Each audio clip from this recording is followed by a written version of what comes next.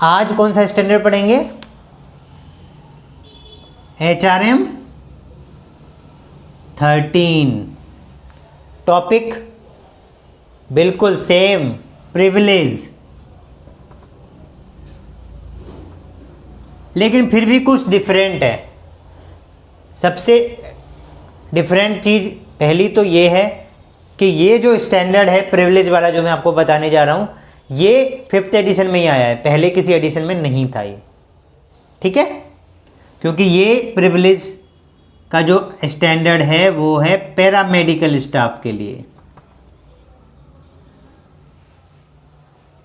तो 5th addition में पहली बार ऐसा हुआ है कि पैरामेडिकल स्टाफ के लिए भी प्रिविलेज की रिक्वायरमेंट है, ये चीज़ स्टैंडर्ड में डाली गई है।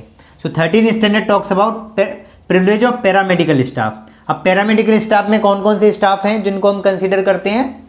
फिजियोथेरेपिस्ट,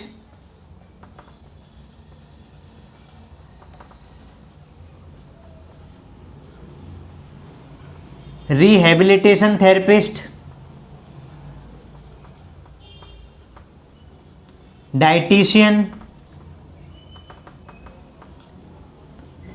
फार्मासिस्ट,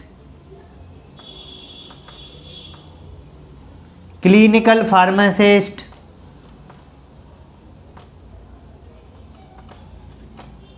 और भी होते हैं पैरामेडिकल स्टाफ। पैरामेडिकल कह लीजिए या पैरा क्लिनिकल स्टाफ कह लीजिए, बहुत सारे पैरामेडिकल स्टाफ होते हैं। आपके लैब टेक्नीशियन, रेडियोलॉजी टेक्नीशियन, जिनको आप एक्सरे टेक्नीशियन या सीटी टेक्नीशियन कहते हैं, ओटी टेक्नीशियन, डायलिसिस टेक्नीशियन, है ना।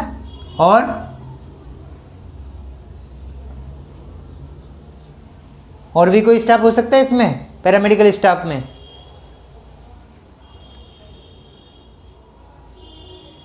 ईसीजी टेक्नीशियन,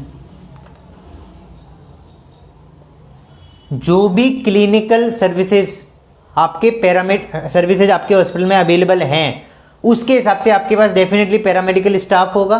तो उस पैरामेडिकल स्टाफ का भी बेस्ड ऑन क्वालिफिकेशन, एक्सपीरियंस, उसकी स्किल के बेसिस पर आप उसका प्रिविलेज भी देंगे।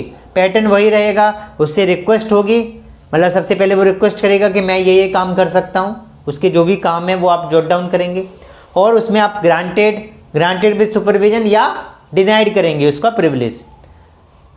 तो उसको जो प्रिविलेज जिसकी हमने बात की थी, विशेषाधिकार, वो उसको देंगे आपकी यहाँ फैसिलिटी है या नहीं है उसके बेसिस पे।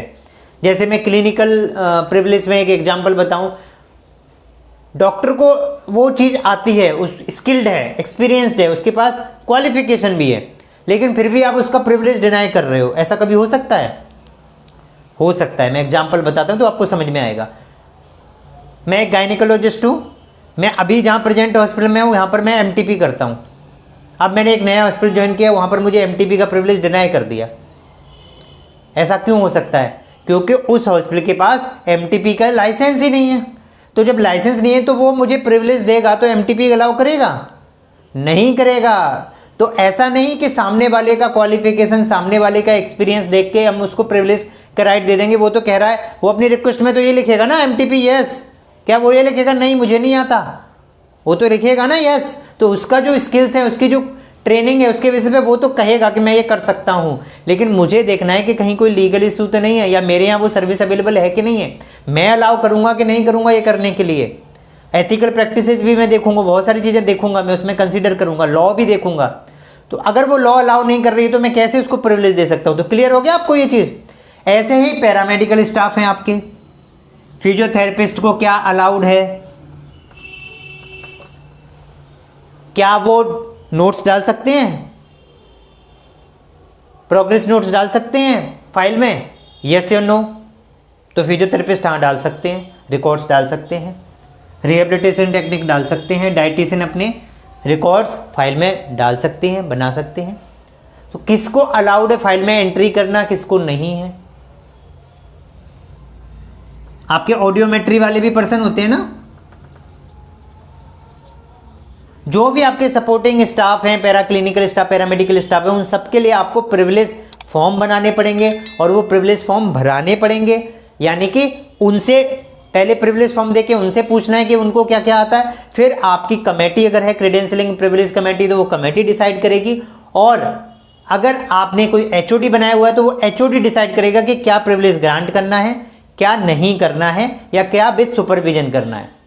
ठीक है, ये करने के बाद वो प्रिविलेज की कॉपी उस पर्सन को देना है जिसका आपने प्रिविलेज अप्रूव किया है, जिससे कि उसको पता हो कि मैं ये करने के लिए ऑथोराइज्ड हूँ, ये करने के लिए मैं ऑथोराइज्ड नहीं हूँ, या मुझे ये किसी से पूछ के या किसी के अंडर में सुपरविजन में करना है। और इसकी कॉपी उस डिपार्टमेंट में भी दे देना है, तो डिपार्टमेंट भी उसको देख सके, मॉनिटर कर सके कि ये काम उसको करना है नहीं करना है, वहीं पर टोक सके, किसी को बता सके सीनियर को कि ये काम इसको नहीं करना अलाउड है इस फॉर्म में और ये कर रहा है।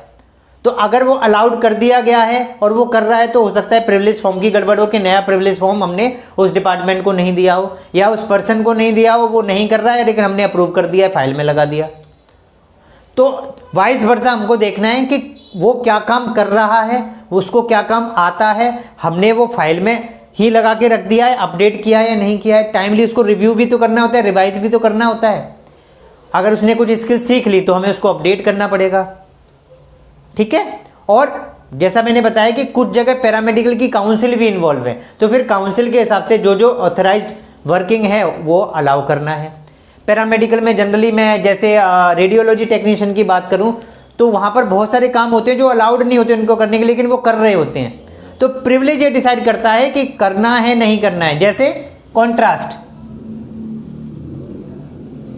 अब मैं जाता हूँ हॉस्पिटल में, देखता हूँ, पूछता हूँ एक्सरे टेक्नीशियन, सीटी टेक्नीशियन, कॉन्ट्रास्ट देते हो? कह रहे हाँ सर देते हैं, कंसेंट भी भराते हैं सर, रिकॉर्ड भी मेंटेन है, बड़े खुश होके बताते हैं, बट दे डोंट नो कि वो अलाउड नहीं है कॉन्ट्रास्ट देने के लिए।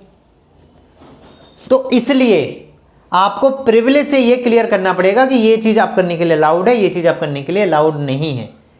जेडी और प्रिविलेज में कंफ्यूज मत होना। कुछ जगह ये भी प्रॉब्लम मैंने देखी है कि प्रिविलेज लिख दे, जो डॉक्टर के कंसल्टेंट की फाइल में प्रिविलेज तो होते हैं पर जेडी नहीं होता। JD is different, privilege is different. Privilege है केवल क्लिनिकल सर्विसेज के लिए, आपकी स्पेशल राइट्स, ऑथराइजेशन, प्रिविलेज कि आप ये काम करने के अलाउड हो, ये काम करना विद ग्रांट सुपरविजन के करना है, ये आपको नहीं करना है। लेकिन जेडी में तो ये भी हो सकता है कि आपको किसको रिपोर्ट करना है, ठीक है ना, किसको रिपोर्ट करना है। आपके जेडी में ये भी हो सकता है कि आपके रिस्पॉन्सिबिलिटीज क्या क्या हैं, की एरिया क्या है, KRA जिसको हम बात करते हैं, ठीक है ना। आपको रिपोर्ट किसको करना है, किसको जो भी अपने प्रॉब्लम्स हैं किसको बताना है, किससे पूछ के करना है, वो सब चीज़ें आपकी जेडी में हो सकती हैं। कोई प्रॉब्लम हो तो किसको रिपोर्ट करना है ना। तो जेडी इज डिफरेंट। जेडी में आपके की एरियाज होंगे, आके पंच करना है नहीं करना है, छुट्टी लेना है तो क्या करना है, वो आपकी सर्विस रूल बुक होगी, वो अलग होगी। हर चीज़ का अलग अलग इंपॉर्टेंट है, अलग अलग महत्व। तो privilege is only for clinical services. तो पैरामेडिकल क्लिनिकल में बसते थे तो वो भी एड ऑन कर दिए गए हैं। आपके स्टाफ के जिस तरीके से करके अलग अलग प्रिविलेज हो सकते हैं। ओपीडी स्टाफ है तो ओपीडी स्टाफ के प्रिविलेज अलग हो सकते हैं ना, वैसे ही पैरामेडिकल स्टाफ कहाँ पर वो वर्किंग है, उसकी डायलिसिस में काम करता है तो उसके प्रिविलेज अलग होंगे। ओटी टेक्नीशियन है तो उसके प्रिविलेज अलग होंगे। वही टेक्नीशियन अगर CSSD में काम करता है तो CSSD टेक्नीशियन होने के साथ उसके प्रिविलेज चेंज हो जाएंगे। अब उसके OT वाले प्रिविलेज नहीं होंगे क्योंकि आपने उसको OT के काम करने के लिए अलाउड नहीं किया है, आपने उसको CSSD का काम करने के लिए अलाउ किया हुआ। तो उस भले ही वो OT टेक्नीशियन है लेकिन आपने उसको प्रिविलेज CSSD के दिए हैं, OT के अगर नहीं दिए हैं तो वो ऑथराइज नहीं है OT के काम करने के लिए। Got the point. तो ये प्रिविलेज आपको डिसाइड करना है और उसके बेसिस पे उसको अपडेट करना है। क्लियर है। तो ये 13 स्टैंडर्ड जो HRM है, इस 13 स्टैंडर्ड के साथ ही HRM चैप्टर हो गया क्लोज, मतलब खत्म हो गया ये चैप्टर। लेकिन इसमें पिक्चर अभी बाकी है। वो पिक्चर क्या है वो मैं आपको बता देता हूं, जो मैं आपको जनरली हर क्लास के एंड में बताता हूं। स्टैंडर्ड तो आपको दिख ही रहे हैं, 13 स्टैंडर्ड पढ़ रहे हैं तो इस चैप्टर में 13 स्टैंडर्ड है।